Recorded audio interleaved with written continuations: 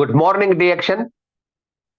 My name is Ananda Masri, Bagalkot, Karnataka State.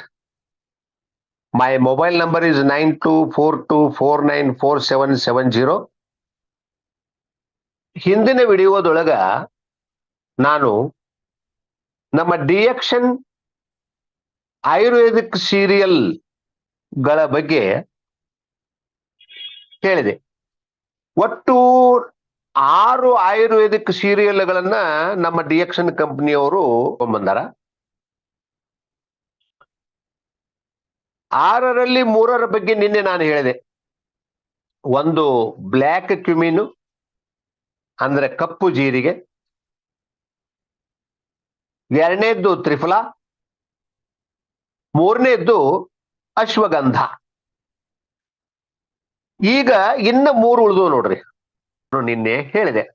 ಈಗ ಇನ್ನು ಮುಂದೆ ವರದ ಏನ್ ಹೇಳುದಪ್ಪ ಅಂದ್ರ ಇನ್ನು 3 ಅದಾವ ನಮ್ಮ. ಒಂದು ಬ್ರಾಹ್ಮಿ ಅಂತ ಐತ್ರಿ, ಇನ್ನೊಂದು ಗಿಲೋಯ್ ಅಂತ ಐತಿ. ಬ್ರಾಹ್ಮಿ ಅಂದ್ರೆ ಒಂದಲಗ ಅಂತ ಹೇಳ್ತಾರ. ಆಮೇಲೆ ಇನ್ನೊಂದು ಗಿಲೋಯ್ ಅಂತ ಐತಿ. ಗಿಲೋಯ್ ಅಂದ್ರ ಅಮೃತ ಬಳ್ಳಿ ಅಂತ ಕೂಡ ಅಂತಾರ ಅದಕ್ಕ. ಮತ್ತೊಂದು ಡಿಎಕ್ಷನ್ ನೀಮ್.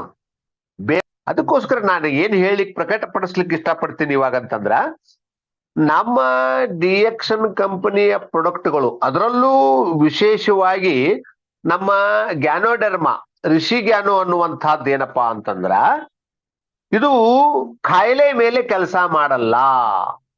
ನಮ್ಮ ಡಾಕ್ಟರ್ ಲಿಮ್ ಶಿವಜಿನವರೇ ಹೇಳ್ತಾರ, ಇದು ಕಾಯಿಲೆ ಮೇಲೆ ಕೆಲಸ ಮಾಡಲ್ಲ, ನಮ್ಮ ದೇಹದ ಮೇಲೆ ಕೆಲಸ ಮಾಡ್ತದ, ನಮ್ಮ ಶೆಲ್ಲುಗಳ ಮೇಲೆ ಕೆಲಸ ಮಾಡ್ತದ. ಆ ಶೆಲ್ಲುಗಳು ಮತ್ತು ನಮ್ಮ ದೇಹ ಆರಾಮ ಆಯ್ತಪ್ಪ ಅಂದ್ರ ಅದೇ ದೇಹನ ಕಾಯಿಲೆಯನ್ನ ಆರಾಮ ಮಾಡ್ತದ ಅನ್ನುವಂಥ ಮಾತನ್ನ ಹೇಳ್ತಾರ. ಇದೇ ಸಿಸ್ಟಮ್ ಏನ್ರಿ. ಈಗ ನೋಡ್ರಿ, ಹೇಳಿದ್ನಲ್ಲ ಬ್ರಾಹ್ಮಿ, ಇದರ ಹೆಸರು ಬ್ರಾಹ್ಮಿ ಅಂತ ತಿಳ್ಕೊಂಡು ಇವನ್ನ 60 ಟ್ಯಾಬ್ಲೆಟ್ಗಳನ್ನ ಮಾಡ್ಯಾರ. ಒಂದಲಗ ಅಂತ ಹೇಳ್ತಾರೆ. ನಮ್ಮ ಮನೆ ಮುಂದ ಇದನ್ನ ನಾವು ಕುಂಡಾಳಿ ಒಳಗೆ ಹಚ್ಚಿವಿ ಇದನ್ನ ಏನ್ರಿ. ಒಂದು ವಿಶೇಷವಾಗಿ ಚಿಕ್ಕ ಮಕ್ಕಳಿಗೆ ಬಹಳ ಅನುಕೂಲಕಾರಿ ಅದ ಇದು. ನೋಡ್ರಿ, ಈಗ ಬ್ರಾಹ್ಮಿಯನ್ನು ಬಕೋಪ ಎಂತಲೂ ಕರೆಯುತ್ತಾರೆ. ಬಕೋಪ ಅಂತ ಹೇಳಿ ಇದನ್ನು ಹಲವು ವರ್ಷಗಳಿಂದ ಸಾಂಪ್ರದಾಯಿಕವಾಗಿ ಭಾರತೀಯ ಔಷಧಿಗಳಲ್ಲಿ ಬಳಸಲಾಗುತ್ತಿದೆ. ಬ್ರಾಹ್ಮಿಯು ಶತಮಾನಗಳಿಂದಲೂ ಬ್ರೈನ್ ಟಾನಿಕ್ ಆಗಿ ಬಳಸಲಾಗುವ ಅತ್ಯಂತ ಪ್ರಾಥಮಿಕ ಆಯುರ್ವೇದಿಕ್ ಮೂಲಿಕೆಯಾಗಿದೆ ಹೊಂದಿದೆ. ನೋಡ್ರಿ ಎಂತ ಅದ್ಭುತ. ಇದು ಡಿಎಕ್ಷನ್ ಬ್ರಾಹ್ಮಿ.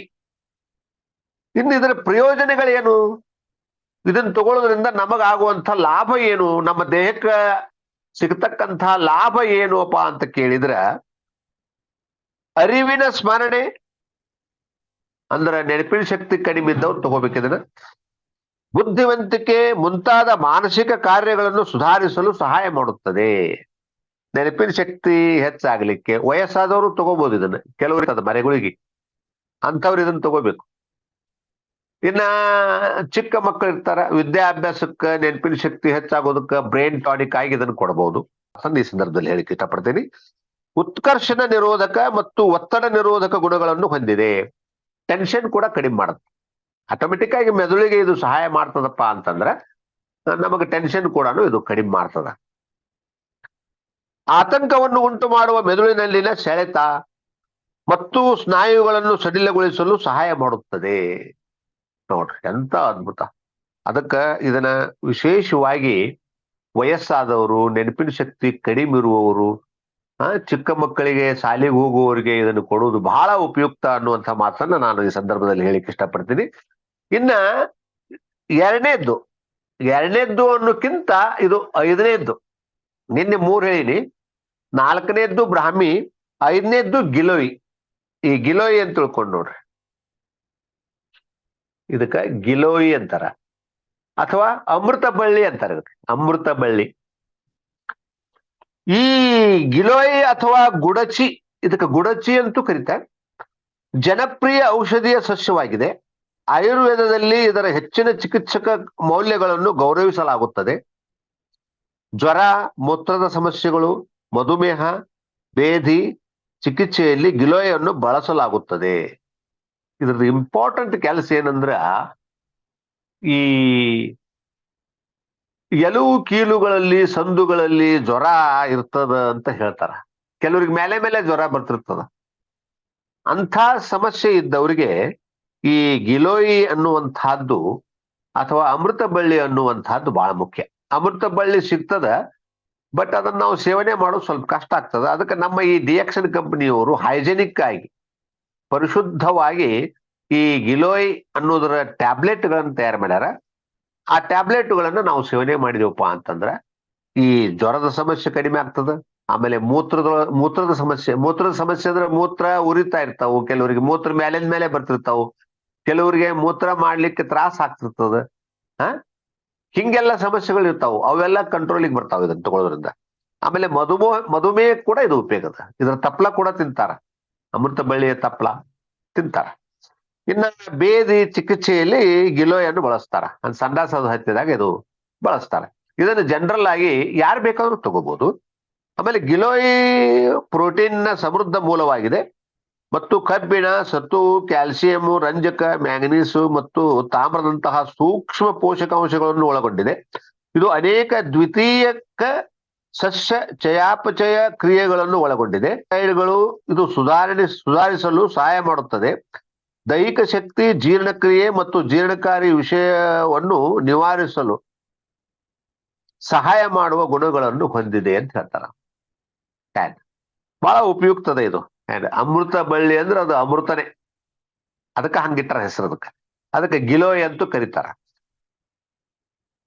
ಇನ್ನ ಇದರ ಪ್ರಯೋಜನಗಳೇನು?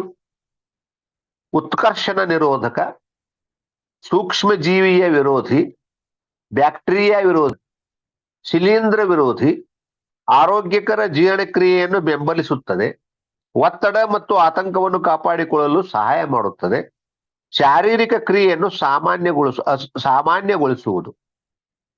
ಇಷ್ಟು ಪ್ರಮುಖವಾದಂತಹ ಲಾಭಗಳದಾವ ಇದರಿಂದ. ಅದಕ್ಕ ಈ ಗಿಲೋಯ್ ಎನ್ನುವಂತಹದ್ದನ್ನ ಬಳಸ್ಬೇಕು. ಇನ್ನ ಮೂರನೇದ್ದು ಅಂದ್ರ ಇವತ್ತಿಂದ ಮೂರನೇದ್ದು, ಬಟ್ ಆಕ್ಚುಲ್ ಇದು ಈ ಆಯುರ್ವೇದಿಕ್ ಡಿಎಕ್ಷನ್ ಆಯುರ್ವೇದಿಕ್ ಸೀರಿಯಲ್ ನಲ್ಲಿ ಇದು 6ನೇದ್ದು. ಬೇವು, ಇದಕ್ಕ ಡಿಎಕ್ಷನ್ ನೀಮ್ ಅಂತೂ ಅಂತಾರ. ಏನ್ರಿ ಬೇವು ನೋಡ್ರಿ ಬಹಳ ಇಂಪಾರ್ಟೆಂಟ್. ಬೇವು ಅಥವಾ ಮಾರ್ಗೋಸಾ ಅಪಾರ ಔಷಧೀಯ ಗುಣಗಳನ್ನು ಹೊಂದಿದೆ.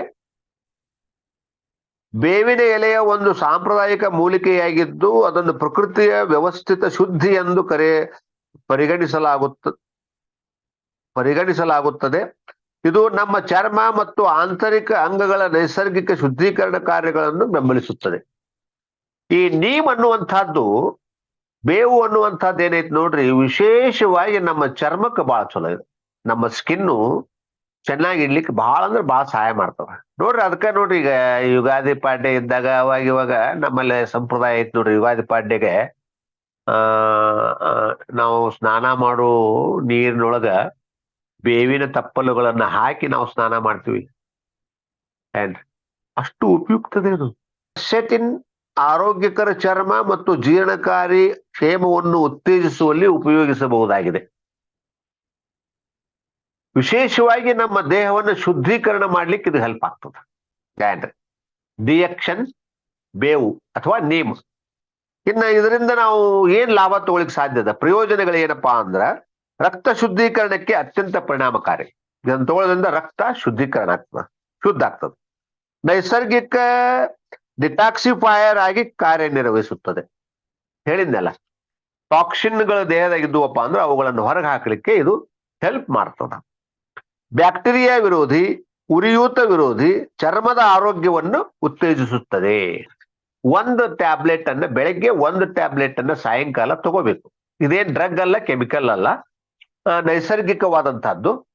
ಆಮೇಲೆ 2ನೇ ವಾರದಿಂದ ಬೆಳಗ್ಗೆ 2, ಸಾಯಂಕಾಲ 2, ಸುಮಾರು ಒಂದು 2 ರಿಂದ 3 ತಿಂಗಳು ಇವನ್ ತಗೊಂಡ್ರಪ್ಪ ಅಂದ್ರ ಬಹಳ ಆರಾಮಾಗ್ತದೆ ನೀವು. ವಿಡಿಯೋಗಳಲ್ಲಿ ಈ 6 ಪ್ರಾಡಕ್ಟ್ಗಳ ಬಗ್ಗೆ ನಾನು ಹೇಳಿದ್ದೇನೆ. ದಯವಿಟ್ಟು ಸಬ್ಸ್ಕ್ರೈಬ್ ಆಗ್ರಿ ಮತ್ತು ಬೇರೆಯವ್ರಿಗೆ ಸಬ್ಸ್ಕ್ರೈಬ್ ಆಗ್ಲಿಕ್ಕೆ ಹೇಳ್ರಿ, ಲೈಕ್ ಮಾಡ್ರಿ, ಶೇರ್ ಮಾಡ್ರಿ ಅಂತ ಹೇಳ್ತಾ ಇವತ್ತಿನ ಈ ವಿಡಿಯೋವನ್ನು ಇಲ್ಲಿಗೆ ಮುಗಿಸ್ತಾ ಇದ್ದೀನಿ sir. Thank you sir, thank you very much.